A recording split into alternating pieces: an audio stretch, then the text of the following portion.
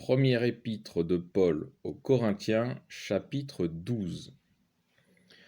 Pour ce qui concerne les dons spirituels, je ne veux pas, mes frères, que vous soyez dans l'ignorance. Vous savez que, lorsque vous étiez païens, vous vous laissiez entraîner vers les idoles muettes, selon que vous y étiez conduits. Je vous déclare donc que personne, s'il parle par l'Esprit de Dieu, ne dit « Jésus est anathème » et personne ne peut dire « Jésus est le Seigneur » si ce n'est par l'Esprit Saint. Il y a pourtant diversité de dons, mais c'est le même Esprit, diversité de ministères, mais c'est le même Seigneur, diversité d'opérations, mais c'est le même Dieu qui opère en tout et en tous. À chacun, la manifestation de l'Esprit est donnée pour l'utilité commune. En effet, à l'un est donnée par l'Esprit une parole de sagesse, à l'autre une parole de connaissance, selon le même Esprit, à un autre la foi par le même Esprit, à un autre le don des guérisons par ce seul et même Esprit, à un autre la puissance d'opérer des miracles, à un autre la prophétie, à un autre le discernement des esprits, à un autre la diversité des langues, à un autre le don de les interpréter.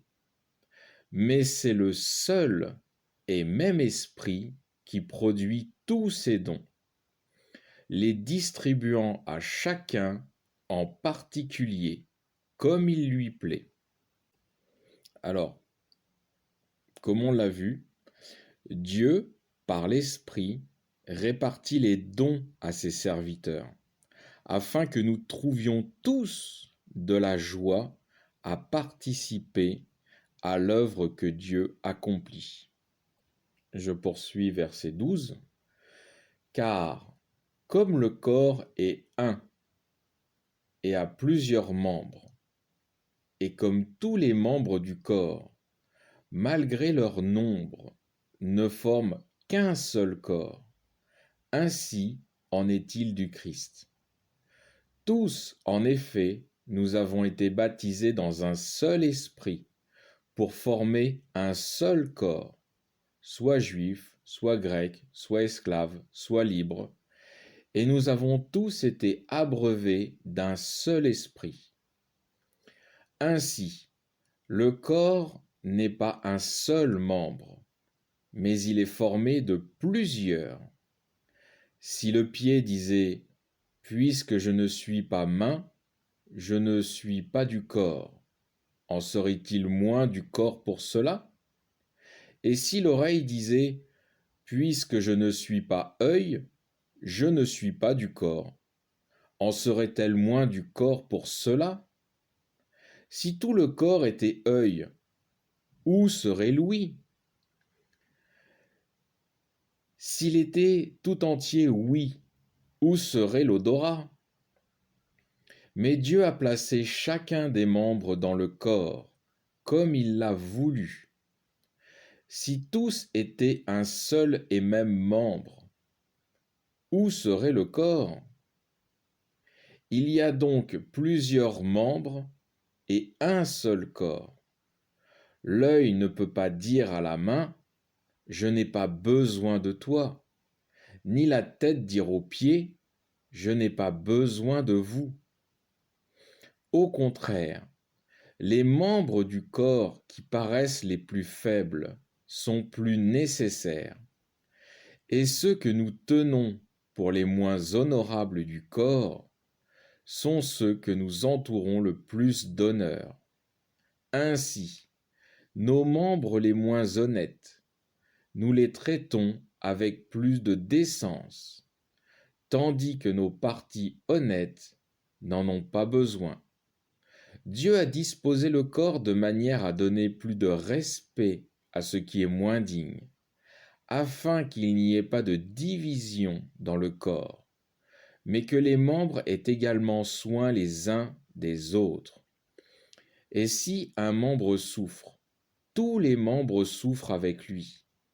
Si un membre est honoré, tous les membres s'en réjouissent avec lui. Je fais une petite pause.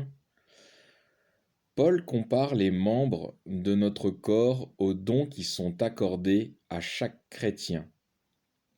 Nous possédons tous un don, et cela forme l'Église, qui est attachée au corps du Christ, tout comme chaque membre, bras, jambes, ou même des membres à qui l'on ne pense jamais, discrets, et pourtant d'une grande importance, comme les paupières qui servent à l'humidification des yeux et qui pourraient être comparées aux humbles dans l'Église, discrets comme les paupières et qui apportent la paix et le bien-être, comme les paupières, empêchent l'agressivité de la sécheresse de l'œil et son bien-être. Je poursuis verset 27. Vous êtes le corps du Christ, et vous êtes ses membres, chacun pour sa part. Dieu a établi dans l'Église premièrement des apôtres, secondement des prophètes, troisièmement des docteurs, ensuite ceux qui ont les dons de guérir, d'assister, de gouverner, de parler diverses langues. Tous sont-ils apôtres? Tous prophètes?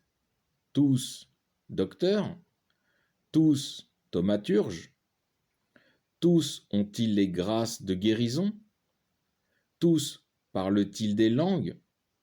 Tous interprètent-ils? Aspirez aux dons supérieurs. Aussi bien, je vais vous montrer une voie excellente entre toutes.